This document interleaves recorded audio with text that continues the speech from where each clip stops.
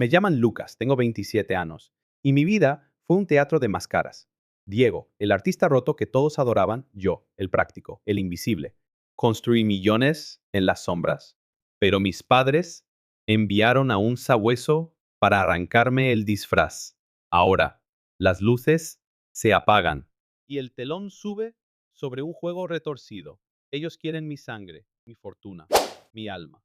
Pero este escenario tiene un solo ganador. Mi nombre es Lucas. Tengo 27 años y mientras escribo esto, mis dedos tiemblan sobre el teclado de mi laptop. No sé si de rabia o de alivio, quizás de ambas cosas. Mis padres, Clara y Miguel, contrataron a un investigador privado hace poco. No para encontrarme después de años perdido, no, sino para desenterrar el secreto que he guardado con tanto celo. Valgo millones. Sí, millones de dólares que he construido con sudor y lágrimas, mientras mi hermano mayor, Diego, de 34 años, el hijo dorado, los ha arrastrado a un abismo de deudas que nunca admitirán. He estado sentado aquí, en mi condominio en Oakland, mirando la pantalla por casi una hora, intentando decidir cómo empezar esta historia que me quema por dentro. Así que supongo que iré desde el principio. ¿Por qué?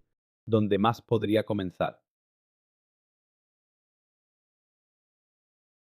Crecí en un barrio de clase media en Ohio, una calle tranquila con casas idénticas y céspedes bien cortados. Un lugar donde todo parecía normal, pero en mi hogar las apariencias engañaban. Éramos cuatro, mis padres, Diego y yo, desde que tengo memoria. Diego fue el sol alrededor del cual giraba nuestro universo familiar. No lo decían con palabras, pero sus acciones gritaban favoritismo a todo pulmón. A Diego lo describían como el alma sensible, el artista de la familia, un espíritu libre destinado a grandes cosas. Yo, en cambio, era el práctico, el duro, el que no necesitaba atención porque, bueno, podía arreglármelas solo. Lo que eso realmente significaba era que mis logros, mis sueños, mis heridas, todo debía encogerse hasta volverse invisible para no eclipsar la frágil luz de Diego, que se apagaba en celos y estallidos emocionales cada vez que yo destacaba. En la escuela primaria, mientras yo sacaba buenas notas y me unía al club de ciencias o al equipo de debate. Diego apenas pasaba las materias, sus días eran un caos de amistades rotas y dramas exagerados. Mis padres podrían habernos apoyado a ambos. Podrían haberle dado a Diego la ayuda que claramente necesitaba. Pero no. Eligieron un camino más oscuro, proteger su ego a cualquier costo, incluso si eso significaba aplastarme a mí en el proceso. Recuerdo ganar un pequeño trofeo en sexto grado por un proyecto de ciencias, un cohete casero que realmente despegó. Estaba tan orgulloso que corrí a casa para mostrárselo a mi madre. Pero cuando crucé la puerta, vi a Diego tirado en el sofá, llorando porque había perdido un papel en una obra escolar. Mi trofeo quedó olvidado en la mesa del comedor. Ni una palabra de felicitación, solo un susurro de mi padre. No lo menciones mucho. Lucas, ya sabes cómo se pone tu hermano. Ese patrón se grabó en mi vida como un tatuaje que no pedí en la secundaria. Me uní al equipo de fútbol. No era una estrella, pero era sólido, confiable. Mis padres no fueron a un solo partido.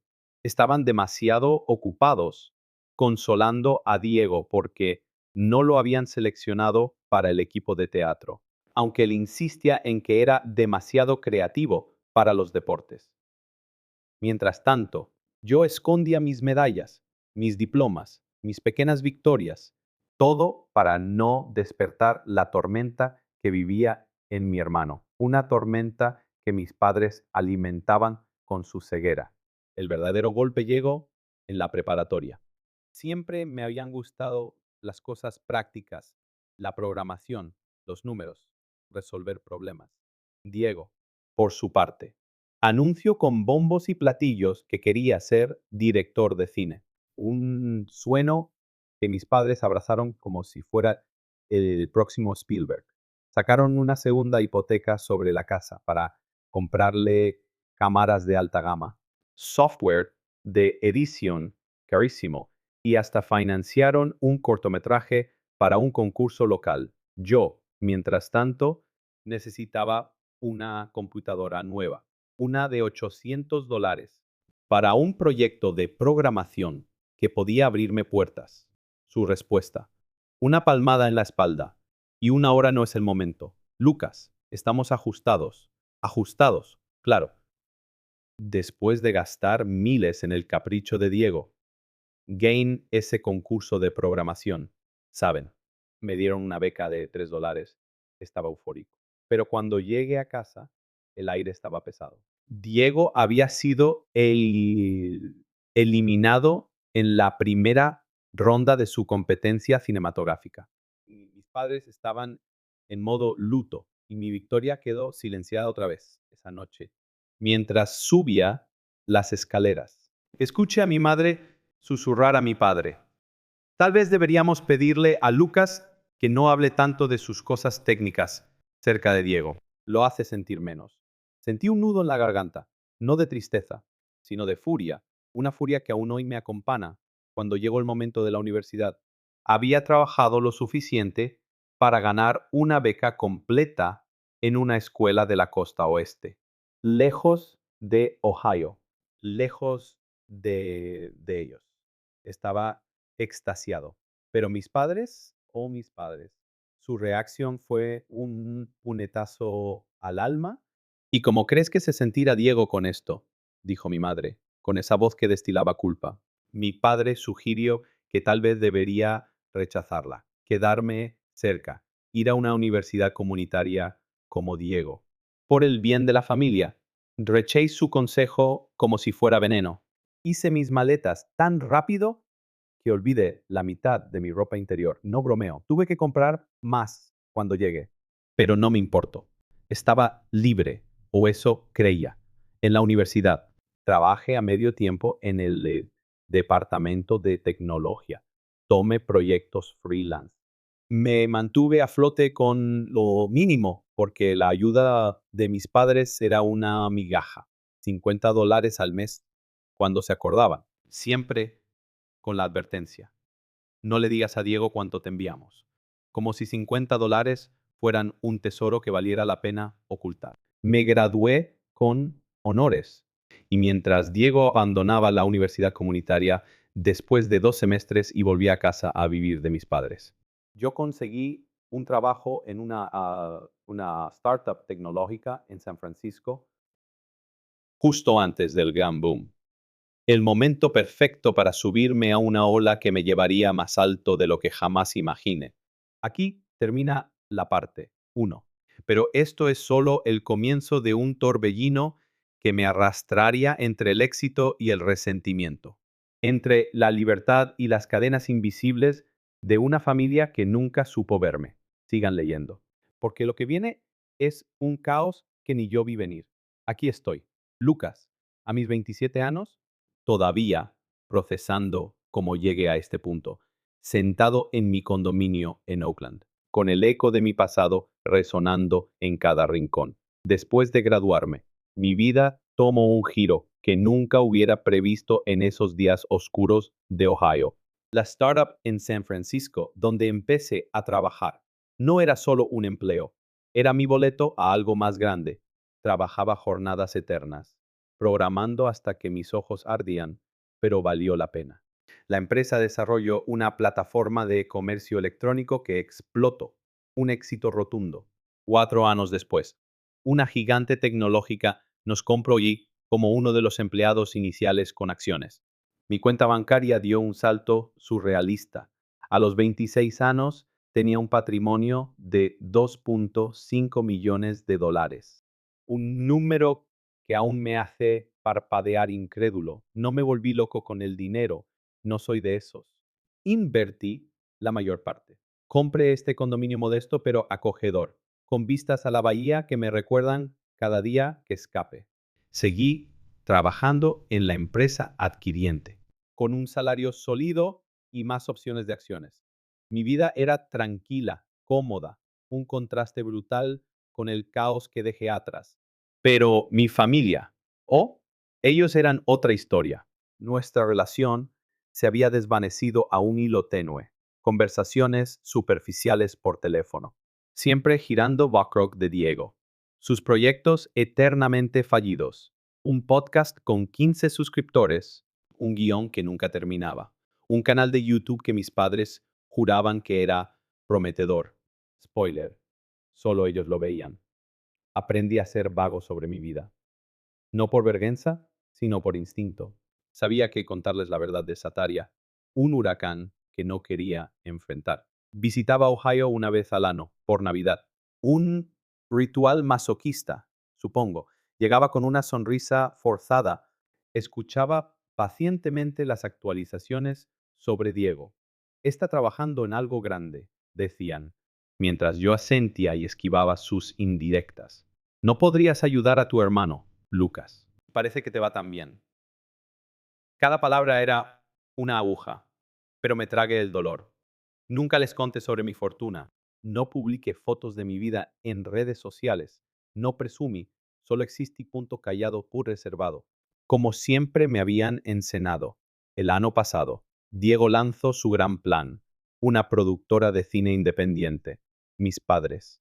Ya en sus 60 a punto de jubilarse. Vaciaron sus ahorros y pidieron otro préstamo contra la casa para darle capital inicial.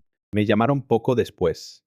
No contribuirías, Lucas. $1000 sería un buen comienzo. Su tono era casual, pero cargado de expectativa. Dije que no con cortésmente. No tengo ese dinero disponible para invertir ahora. Una mentira descarada. Claro, Tom tenía millones, pero sabía que darle un centavo a Diego era como arrojarlo a una fogata. Lo había visto antes. Mis padres rescatándolo de cada fiasco, financiando cada sueño que se desmoronaba en 2 meses. No iba a ser parte de eso. Mi negativa desató una guerra fría. Mi madre me llamó celoso. Siempre has envidiado el genio creativo de Diego. Mi padre me acusó de ser fríamente práctico, incapaz de entender la visión artística. Mantuve mi postura. Les deseé suerte y colgué. Fue la última vez que hablamos en meses. La productora de Diego, como era de esperar, no produjo más que un logo pretencioso y un sitio web a medio hacer. El dinero de mis padres se evaporó. Y el tonticón, su aire de mártir. Citaba a Van Gogh. Los artistas sufren al principio, mientras vivía de ellos otra vez. Entonces, me golpeo mi propia tormenta. Una cirugía inesperada. Estaba vulnerable, solo. Busqué a mis padres, no por dinero, solo por un poco de calor humano. Un estamos contigo, Lucas. Pero no. Estaban demasiado ocupados ayudando a Diego a lidiar con el estrés del emprendimiento. Sentí que algo se rompía dentro de mí. No era solo decepción. Era un abandono que llevaba años fermentándose. Decidí cortar el contacto. 3 meses de silencio absoluto. Me enfoqué en sanar, en mí, por primera vez sin culpa, de la nada. Mi tía Sofía, la hermana de mi madre.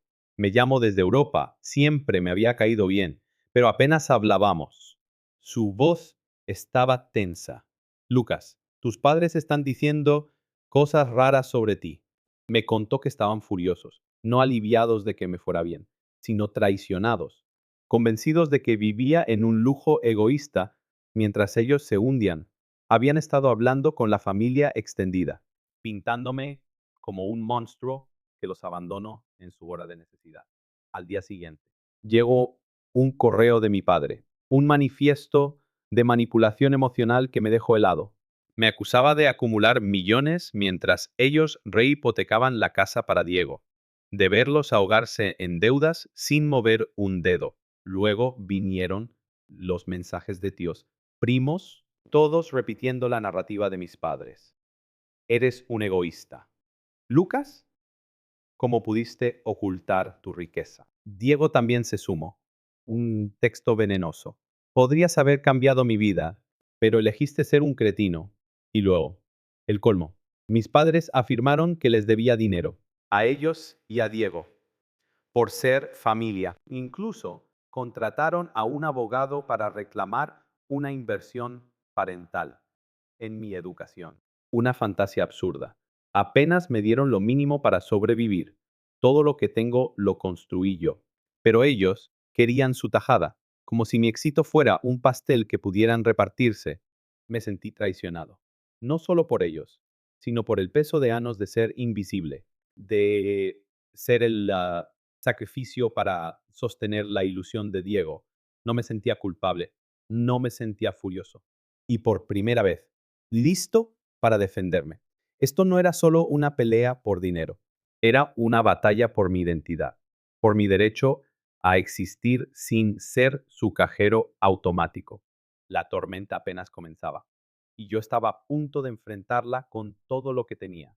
Soy Lucas G a mis 27 años. El peso de mi familia se siente como una losa que he cargado toda mi vida, pero ahora, con el correo de mi padre quemándome los ojos, algo cambió. No era solo rabia, era claridad, una resolución fría y afilada como el acero. No iba a dejar que me arrastraran a su caos otra vez.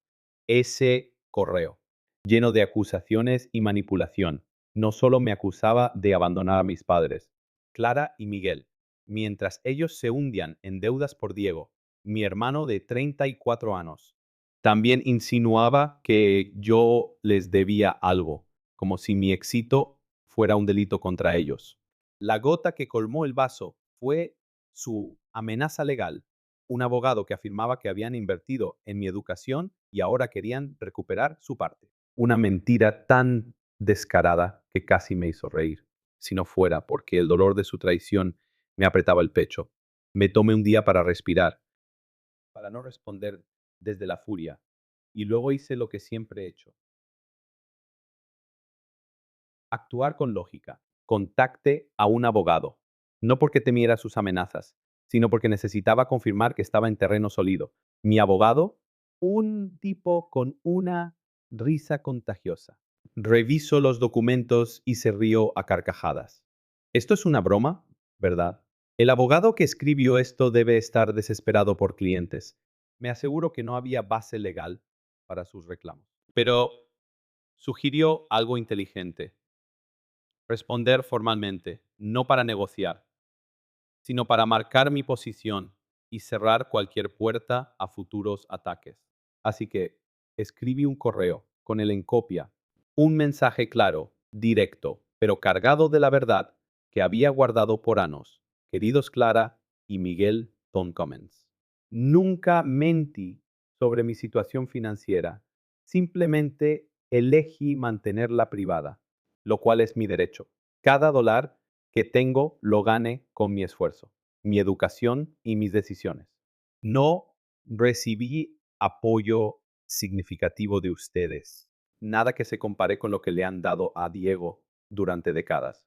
No tengo ninguna obligación, legal ni moral, de financiar sus vidas o las de Diego. Su situación actual es el resultado de sus elecciones, en las que no he tenido parte. Sus acciones recientes, difundiendo mentiras a la familia, intentando manipularme con culpa y amenazándome con demandas. Han roto cualquier confianza que quedaba. Si continúan, me veré obligado a tomar medidas legales. Les deseo lo mejor, pero no participar en este juego. Enviar ese correo fue como soltar un peso que había cargado desde Nino, pero también sabía que no terminaría ahí.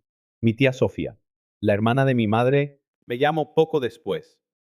Su voz era un bálsamo en medio de la tormenta. Confirmo lo que sospechaba. Mis padres habían tejido una red de mentiras, contándole a la familia que habían hecho enormes sacrificios para llevarme a la universidad. Una fantasía que no resistía el menor escrutinio. También reveló algo que me dejó helado. No era la primera vez que hacían esto. Años atrás, tuvieron un conflicto con el hermano de mi padre, mi tío Raúl. porque se negó a prestarles dinero para uno de los primeros proyectos fallidos de Diego. Lo cortaron de la familia y lo difamaron. Siempre me habían dicho que Raúl nos abandonó por un desacuerdo trivial. Pero ahora veía la verdad. Mis padres eran expertos en reescribir la historia para victimizarse. Los mensajes de Diego no se hicieron esperar. Una mezcla de ataques y lamentos. Eres un egoísta, Lucas. Siempre lo has sido, escribió. Y en otro mensaje, casi podía escuchar su tono de mártir. Podrías haber cambiado todo para mí, pero prefieres vernos sufrir. Lo curioso es que sus palabras parecían describirlo a él mismo.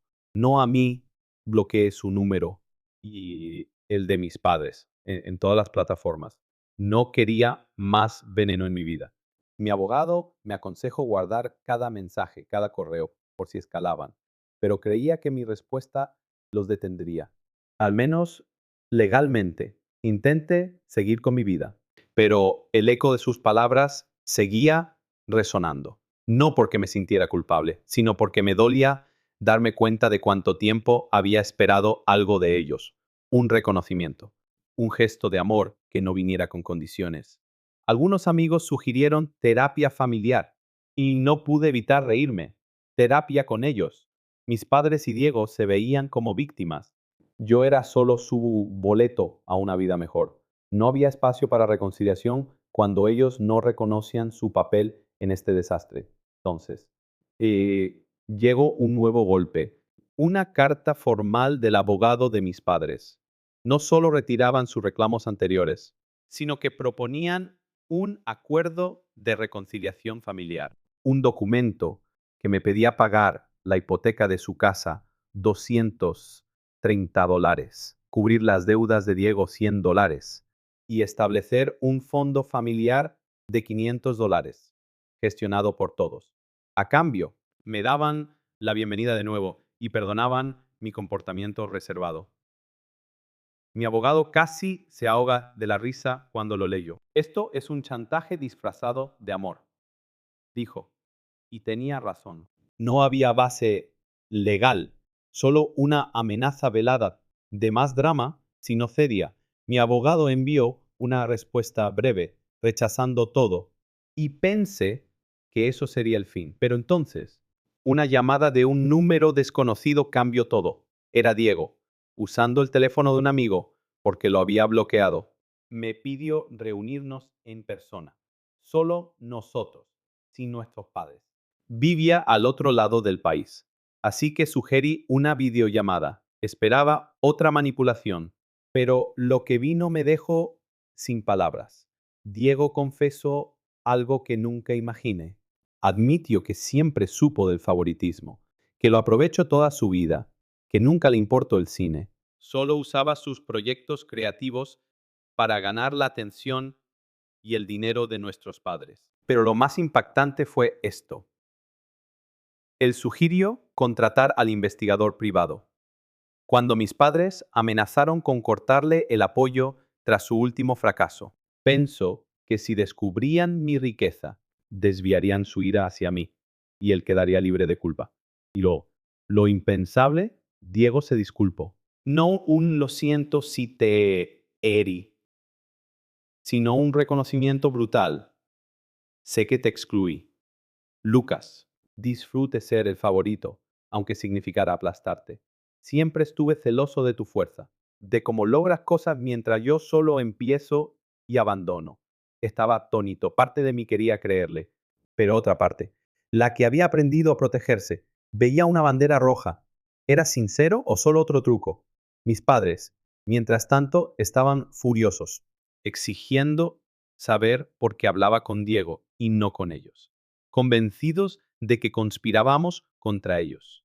Una idea tan absurda que casi me hizo reír. Decidí mantener la distancia con Diego y con ellos. Las disculpas no borran anos de daño. Y la revelación del investigador privado solo hacía todo más turbio. Pero algo en mí se encendió, una necesidad de verdad.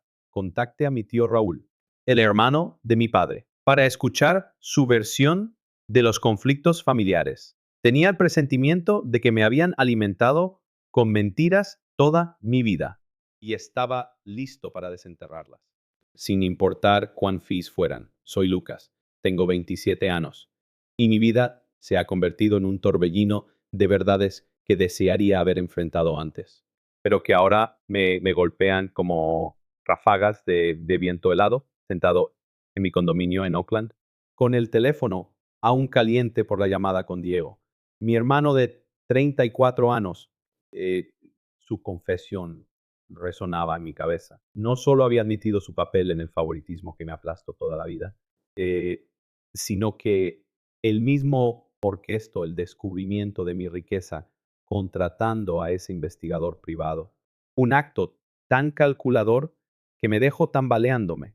¿Era su disculpa real o solo otra capa de manipulación? No tenía tiempo de procesarlo porque mi siguiente paso era buscar respuestas más allá de sus palabras. Y eso me llevó a mi tío Raúl, el hermano de mi padre, Miguel, alguien que había sido borrado de mi vida por una narrativa que ahora sabía que era mentira. Contacté a Raúl por teléfono. No lo había visto en más de 10 años. Su voz era cálida, pero cautelosa. Lucas, eres tú de verdad. Le expliqué todo, el dinero, las amenazas de mis padres, la confesión de Diego y el suspiro, un sonido pesado, cargado de años de historia. No me sorprende. Pequeño tus padres han hecho esto antes, conmigo o con otros. Me contó cómo Clara y Miguel tenían un patrón. Pedían dinero a la familia con excusas de emergencias o préstamos temporales. Promesas de devolución que rara vez cumplían, hasta que la mayoría los cortó. Raúl fue el último en caer. No solo se negó a financiar otro capricho de Diego, sino que los enfrentó. Les dije que dejaran de tratar a la familia como su banco personal mientras mentían sobre su situación y me convirtieron en el villano. Pero lo que me dejó boquiabierto fue lo que dijo sobre mis abuelos maternos. Mis padres siempre habían jurado que apenas recibieron algo cuando murieron. Una historia de lucha que usaban para justificar su sacrificio al criarnos. Eso es una mentira descarada. Lucas, dijo Raúl, hace 10 años heredaron casi $400 para dividir entre tu madre y tu tía Sofía, pero tus padres lo quemaron todo. Mejoras en la casa, pagando deudas viejas y financiando los primeros sueños de Diego, como ese taller de cine en Nueva York que costó una fortuna. Yo no sabía nada de eso, mientras ellos gastaban miles en Diego. A mí me negaban una computadora de $800. El contraste era tan cruel que sentí náuseas. Estaba procesando esto cuando mi intercomunicador sono era mi padre, Miguel, parado en la entrada de mi condominio, sin aviso, sin una llamada. Como diablos llego desde Ohio, pensé. El pánico me recorrió, pero bajé a una cafetería cercana. No lo dejaría entrar en mi espacio. Su rostro estaba demacrado, los ojos hundidos. Empezó con un tono suave. Estamos perdiendo la casa. Lucas, una ejecución hipotecaria. Todo por los préstamos para la empresa de Diego. Saco estados de cuenta, facturas médicas. Tu madre necesita tratamientos que no podemos pagar.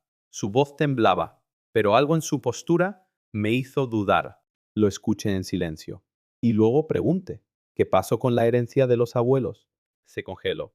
No esperaba eso, balbuceó. Lo invertimos en el futuro de nuestros hijos. Una respuesta tan vaga que casi me reí.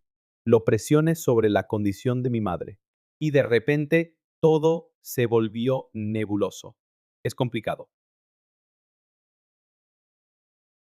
Los médicos no están seguros, dijo, esquivando. Las alarmas en mi cabeza gritaban mentira. Le sugerí vender la casa, buscar un asesor financiero, ajustar su vida a la realidad. Y deje claro, si quieren contacto, será a través de mi abogado hasta que sean honestos. Se levantó. Y su último golpe fue puro veneno.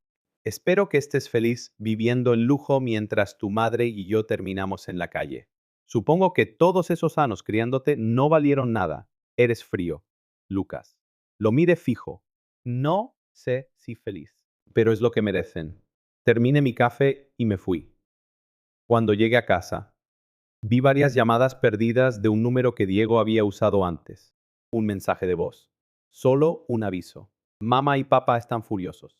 Dicen que contactaran a tu empleador o irán a tu trabajo a exponerte. Ten cuidado. Mi sangre se heló.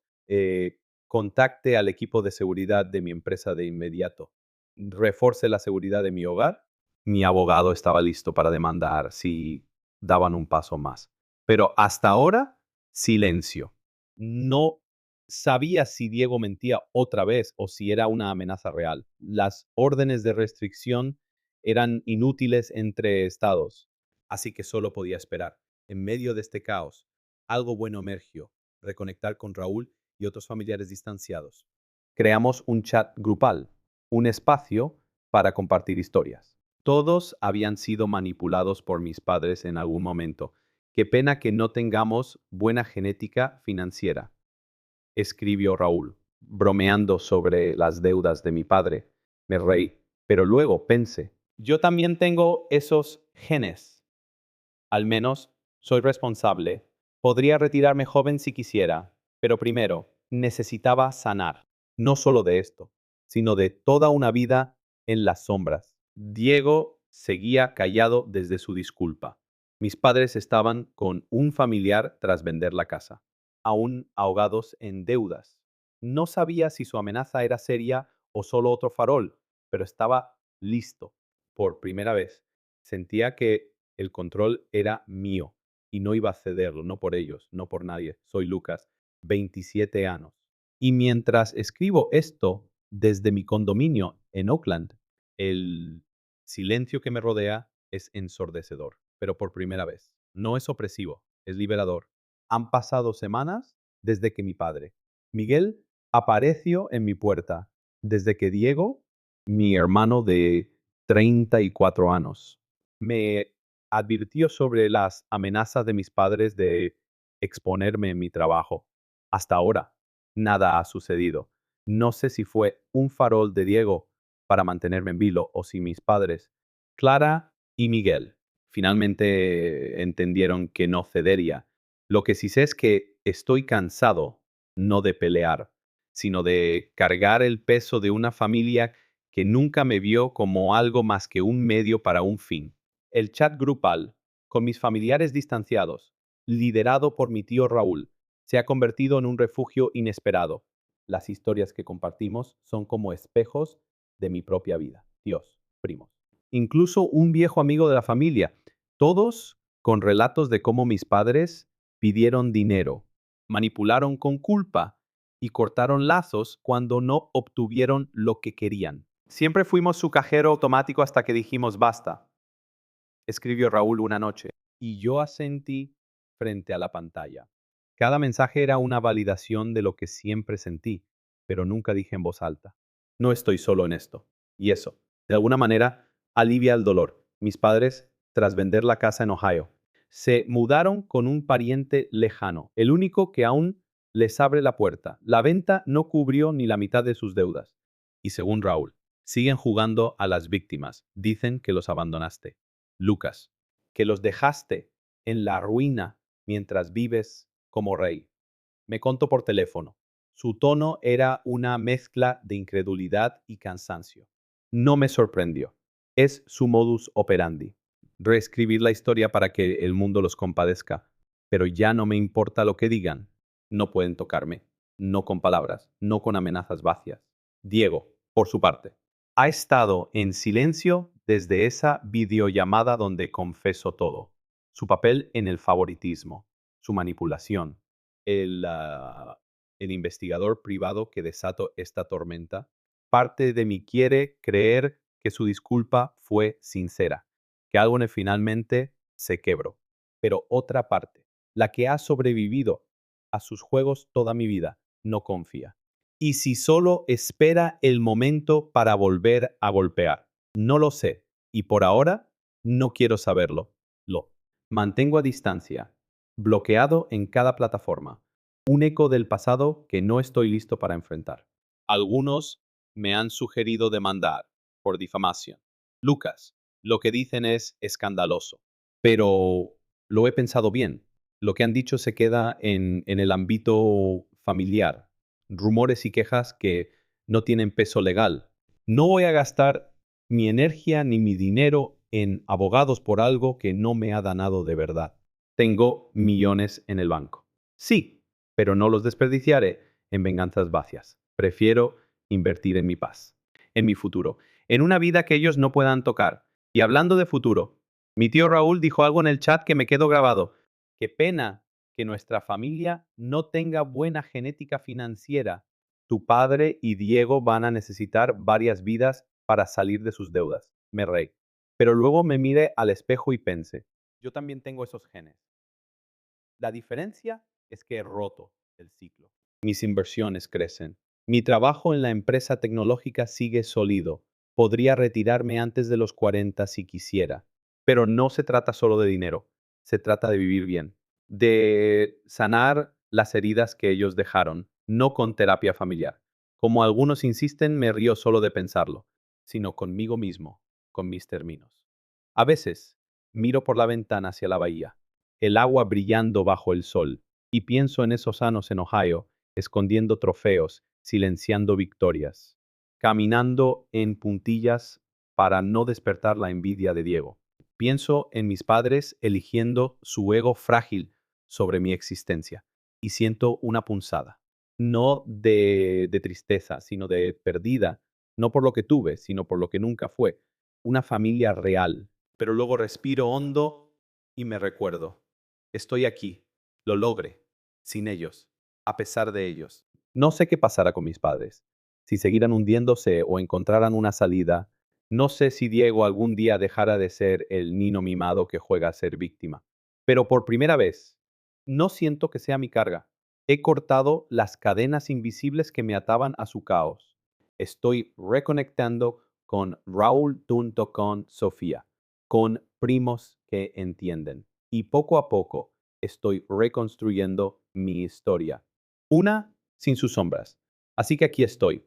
27 años, millones en el banco, un condominio con vistas y un futuro que me pertenece. No sé si estoy feliz. Como mi padre me acuso con desprecio, pero estoy en paz. Y eso es más de lo que ellos podrán decir jamás. Este no es el final, no del todo, pero es un nuevo comienzo, uno que elijo yo. Y eso, amigos, vale más que todo el oro que intentaron arrancarme. Fin.